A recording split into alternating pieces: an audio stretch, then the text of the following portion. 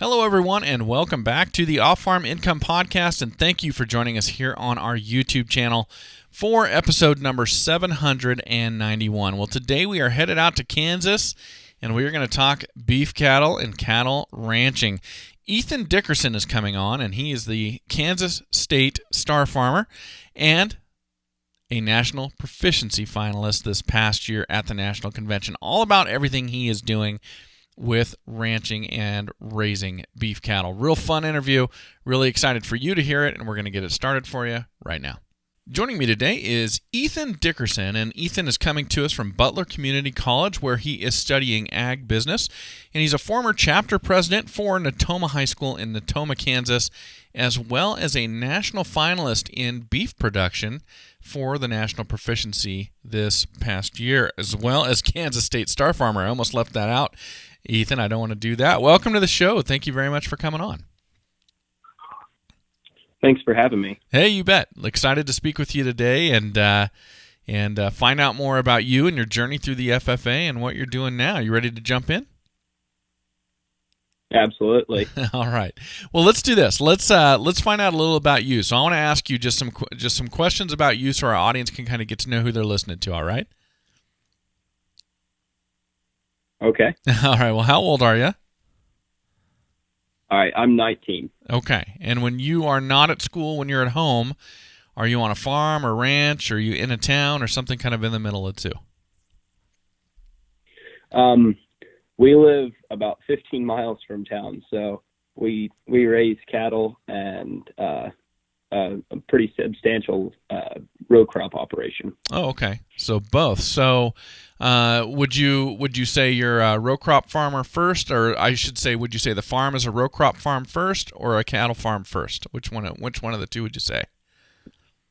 We are for sure 100% cattle oriented, and the row crop operation feeds into the cattle. Got it. Okay, so that's supporting the cattle operation. Yep. Okay. All right. And are we talking like a feedlot? Are we talking a range cattle? What are we talking about here? We run strictly cow-calf operation, but we have a backgrounding yard that we background our own calves at. Okay. So you're doing some feeding for those calves? Yes. Got it. Okay. And then row crop-wise, corn and soybeans, or what are we talking there? For the most part, it's wheat, grain, sorghum, and then other crops for haying purposes, oats, alfalfa, some forage sorghums. Okay. See, just when I think I know enough to guess, I get it totally wrong. All right. Well, that's great. So you've grown up around cattle and that type of that level of agricultural operation your whole life? For sure, yeah. I was born into it. The family's been doing it since around 1900. Okay.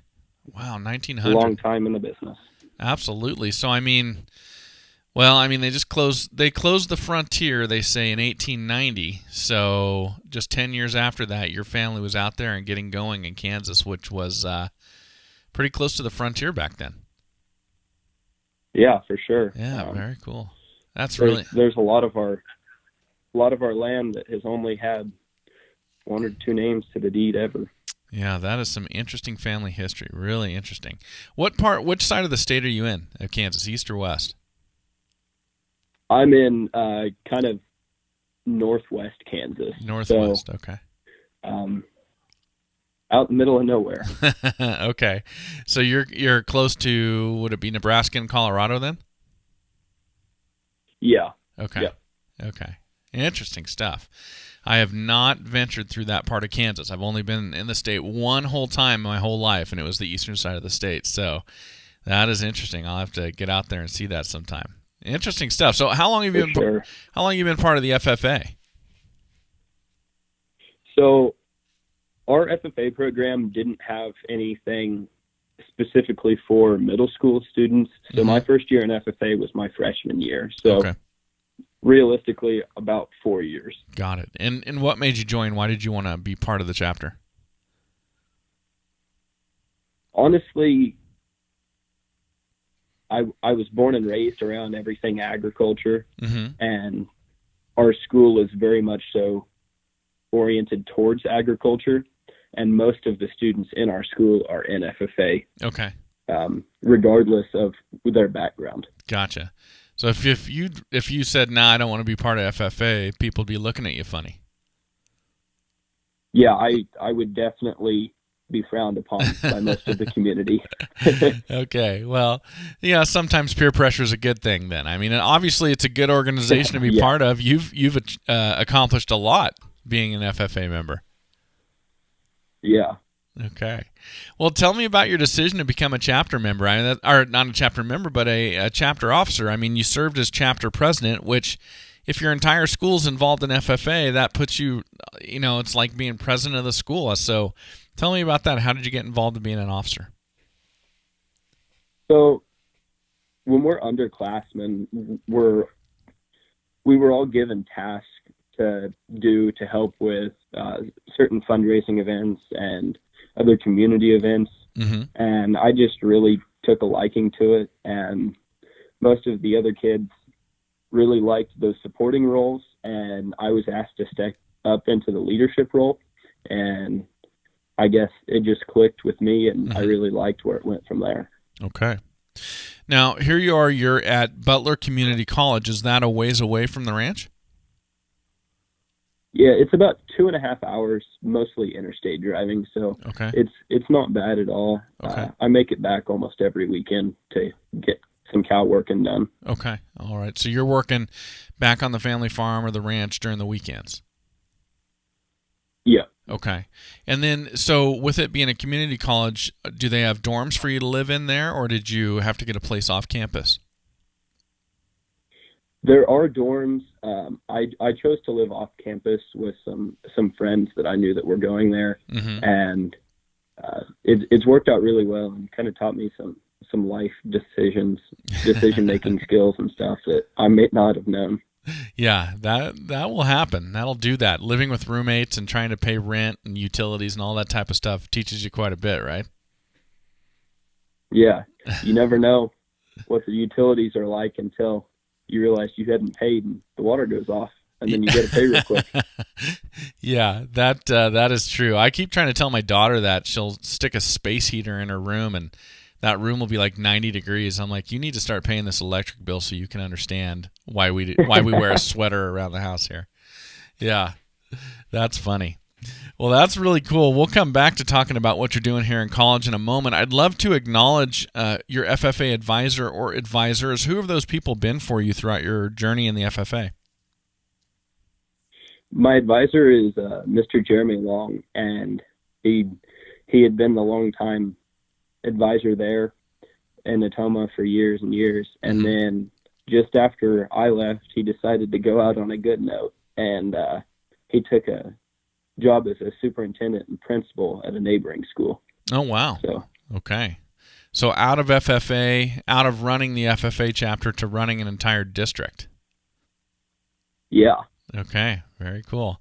That reminds me of where I grew up going to school. My 8th grade, my 7th and 8th grade teacher was also my principal and my superintendent. So pretty small school when you got that going on. Incredibly small. Very cool. Brings back good memories there, Ethan. Thanks for that. Well, I want to take a moment and acknowledge our great sponsors. Everybody, I want to start off by talking about Lacrosse Footwear. Of course, you can find them at lacrossefootwear.com. And just so thrilled to have them as a sponsor of this show. You know, they have been making boots. Well, they started in 1897 making rubber horseshoes, if you can believe that, and they ended up making rubber boots and supplies for soldiers in World War II, and now they're making the Alpha Range boots, which I use on my farm every day, going out to feed cows or irrigate or whatever it is we need to be doing. I am wearing my Lacrosse boots, and we, of course, hope you will choose Lacrosse as well. Always proud to talk about Lacrosse when we do our FFA episodes because they have been proud to support FFA by annually sponsoring 15 scholarships along with 100 jackets as part of the Give the Gift of Blue program, and they're just a great supporter of ag, of the FFA, and of course of this show. So please check them out over at lacrossefootwear.com. And then a brand that Ethan knows and has used, of course, Powder River livestock handling equipment. We've got Powder River panels and squeeze chute right outside my farm studio here. where if we need to run a cow in, we got to pull a calf or do something, they're always running into our Powder River squeeze chute, and that instills me with confidence every single time to know that I've got that good quality equipment to use in handling our livestock. We hope you will do the same. Let your local farm and ranch retailer know you'd like to see that Powder River green out in their sales yard, so you've got the option of choosing that fantastic livestock handling equipment, and let them know that Matt from Off Farm Income sent you. You can find them at powderriver.com. All right. Well, Ethan, let's do this. I want to talk about your supervised agricultural experience. I have my suspicions over what it is, but let us all know what you've been doing. So my SAE is a cow-calf operation comprised of Red Angus, Angus, and Charolais cows. I raise these cows in the range setting. Mm-hmm. Use a lot of AI and embryo transfer work. I'm in the bull market. I like raising bulls, sending my bulls to commercial guys out and around the local area. I raise a few show heifers that I'll take to local and national shows, get my name out there, and just really work on staying really relevant and modern in my selection tools for my genetics, and I try and stay top of the line anywhere that I can. Awesome. So you said you're raising Red and Black Angus as well as Charolais, is that right? Yeah. Okay. How did it can be a little bit tedious at times with the record book keeping multiple breeds and multiple different associations, but I guess we make it all work. Do you have to keep a separate book for each separate breed for FFA purposes? For my FFA purposes, it's basically all one. I just designate all of my cows within my record book as their own breed respectively. Okay, gotcha. Yeah, but of course for breed registry, that's three separate forms of paperwork and registration and all that. Yes, yeah. Yeah. Okay, so tell me how you chose these breeds and why you like this combination of these three breeds. So our farm started off with Angus cattle from the very beginning, and we've been raising commercial Angus and then registered Angus starting in the 1970s. Okay. And then once we moved on from there, we needed a terminal outcross to run on our Angus cows, and then also sell bulls for commercial customers for their Angus cows. And then in 2000, we picked up the addition of Charolais for that terminal outcross sire. And that was really, really working. And then when me and my brother started showing, it was kind of tough, us butting heads showing all Angus or Charolais, and there wasn't really enough breeds for all of us to show. Okay. And then I decided to start up the Red Angus program here at the ranch, and the Red Angus cattle had just been really good cattle, functional, and gone out and done a really good job as brood cows. Okay, excellent. Now, I got a bunch of questions for you about this. I want you to explain to our listeners what you mean when you say terminal outcross. What does that mean? All right, so terminal outcross sire, it's a bull that us as well as most of our customers are running on. They're mostly British cows. They're Angus, they're Red Angus cows, and they're using the Charolais bull to go out and sire calves specifically with the end goal in mind of raising a terminal calf, a calf that's going to go to market and really hit pounds heavy at weaning and yearling and do really good on the kill floor. Okay. So why do you want to run a bull of a different breed for that terminal outcross rather than a designated, say, another Angus bull? So without a doubt, the number one goal with that is getting the heterosis and hybrid vigor between the Charolais and the Angus, coming in at upwards of perhaps 100 pounds heavier at that weaning time, getting extra money in our producers' pockets. Okay. That's what I figured as well. So you see by doing that cross on those calves that are going to go and be feeders, that you're bumping up that performance. Oh, for sure. Anywhere weaning, yearling, they're grading slightly better in terms of yield grades, and they're just doing really, really well in that outcross market. Okay, yeah, that makes a lot of sense.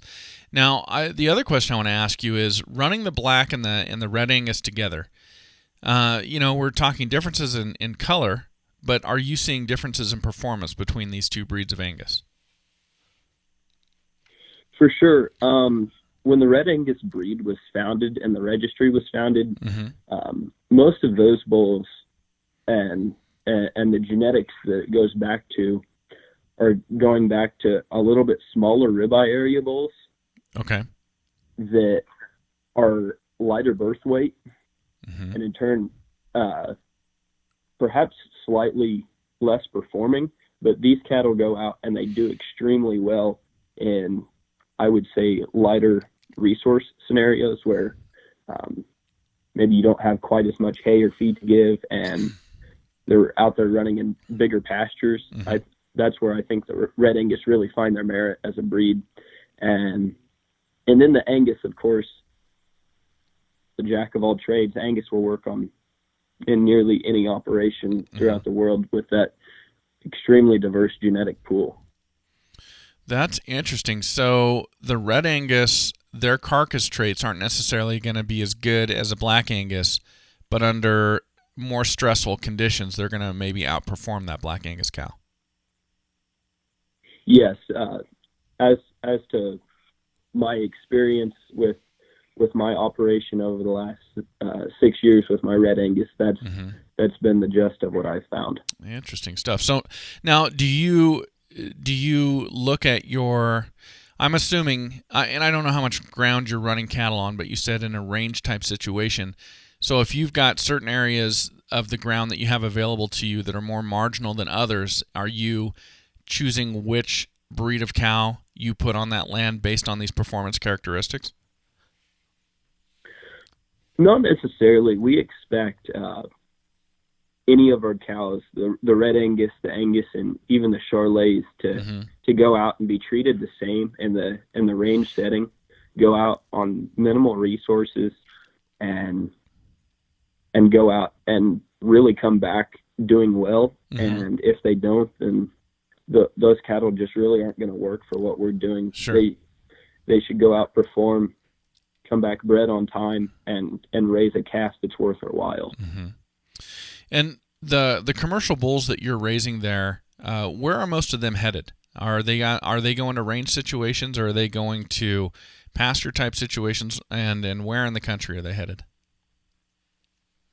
I would say that 80% of our bulls go within a 90-mile radius of our home place here. Almost all going to commercial guys that are going out and they're wanting those heavy weaning and sale topping calves at these local sale barns and auction services, with a select few of these bulls also going to out-of-state guys. Also, just a few going to purebred breeders across the country. Okay, interesting.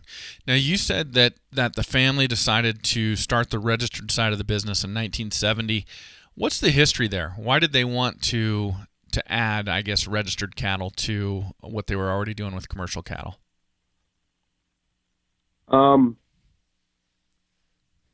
cow herd had already been purebred Angus for many years, and we had known the purebred industry throughout, and we knew that we were already doing most of the other things that purebred industry guys were already doing. Okay. So just by adding a few cows that were already registered and implementing those same strategies, we knew that we could get some extra outcomes and income on all of our dollars spent in it. So we knew that we could really make it work from what our operation already consisted of.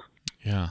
It's interesting. Out here in Idaho where I'm at, there's a really well-known Hereford breeder, and I interviewed them for a different show that I do right before Christmas. We did our Christmas episode for that show was with them, and it was a great interview.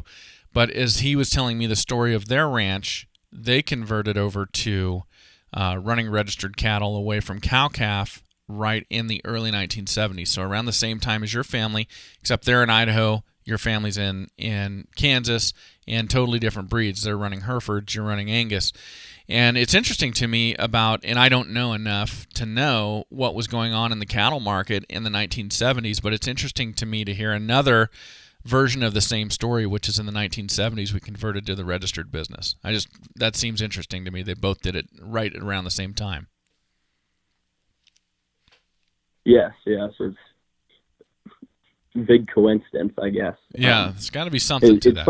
It's funny the Idaho purebred industry, as one of my main donor cows and my Red Angus started off with actually came from the Shaw cattle operation in Idaho.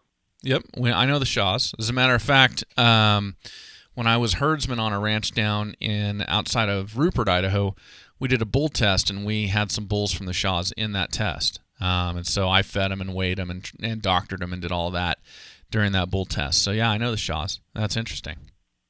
It's small world. Yeah, small world. There you go. It sure is. And farming anymore, it is, isn't it? Only 1%, 2% of the whole population's doing it. So it's gotten pretty small. A small world for sure. Yeah, for sure. Well, that's really cool, Ethan. And so what you've been doing with cattle, that's led you to some great success. I mean, obviously, being a national finalist in beef production for a national proficiency finalist, that's a heck of an accomplishment. That got you right up there on the stage at the national convention, right? Yeah, it was an incredible opportunity, and I'm really, really blessed the good Lord put me here. Yeah, that is awesome. Was that just this last fall that you were there as the national proficiency finalist? Yeah, I was in Indianapolis I guess it would be October, November last fall. Yeah. And now, had you been to the national convention prior to that?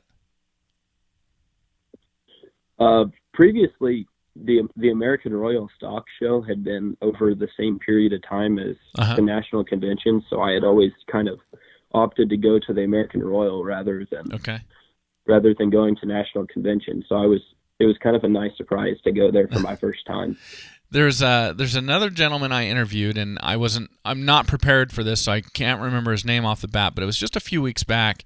He was a national proficiency finalist this year as well, and it was his first time going to the national convention too. And it's always so interesting to me. I mean, that convention's pretty amazing with over 60,000 students attending. And then you go out there on that stage in front of everybody. If that's your first time there, it's got to be pretty eye-opening, I would think. I was in awe. Luckily, the spotlights were kind of shining in my eyes, so I didn't get stage fright with all the people looking at me. Yeah, sure. Yeah, you're like, do not shut those lights off, whatever you do. I don't want to see everybody. Well, tell me about being State Star Farmer. That's got to be awesome too, to have your name drawn or selected as the number one farmer in FFA for the entire state of Kansas. That's great. Yeah, I put a lot of work into that and a lot of hours with my record book, and I was really blessed to have the opportunity to win District Star, and then from there, a lot of really good friends of mine that I've come to know that are ag teachers helped me out all the way through with all the interviews and knowing my operation through and through. Yeah. And it's really been a good opportunity for me. That is great. Okay, so now you are at Butler Community College. You're studying ag business. So is this intended to prepare you to come back to the farm and take it over, or are you going out into the workforce somewhere for a time being or forever? I don't know. Right now, my end goal is 100% to come back to the farm. As soon as I'm done, I'm going to come back, and I've amassed enough of my own cows now that I can do kind of my own operation along with my family's operation as well. All right. And so studying ag business, why did you select that, say, over animal science or agronomy or something like that? Honestly, I'm 100% in the mindset of running cows. So agronomy didn't really appeal to me, although I knew that it was necessary for what I was doing. Right. It kind of narrowed it down to animal science and ag business to me. Okay. And where I know most synchronization and reproductive and nutritional stuff with cattle for the most part, I didn't know quite as much on the business side of things. And Gotcha. I figured that if I leaned with my parents at animal science, that it would really complement that as well. Gotcha. So you kind of looked at yourself and said, I guess, where do I need to improve? What do I need to learn more of? And that kind of fell to the ag business side. Yeah. Yep. Okay. Now, so you're at a 2-year college. So when you complete your studies there, are you going back to the farm then, or are you continuing on with your education after Butler?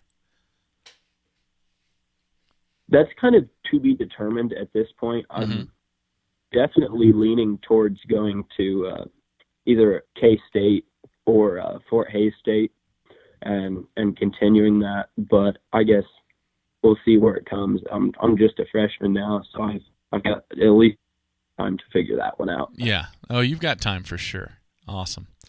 Well, that's great. I'm happy for you, Ethan, and excited for you either way. No matter what choice you make next, it sounds to me like when you get to go back and you get to run cows, that you're going to be doing exactly what you want to do.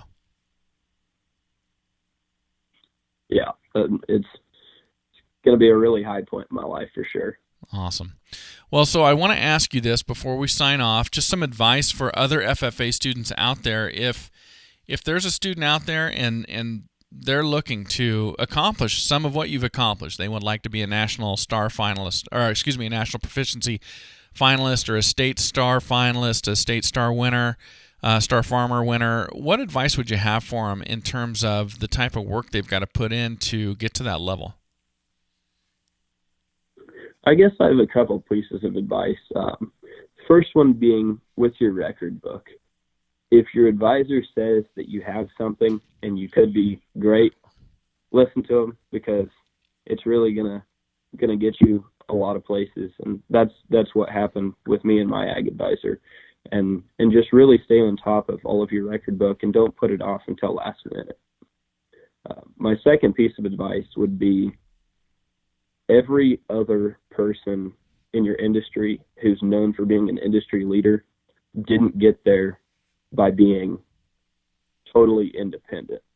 Everyone had advice and help from someone else in the industry who taught them different things to be successful in the industry. Go out and find those people that are industry leaders and learn from them.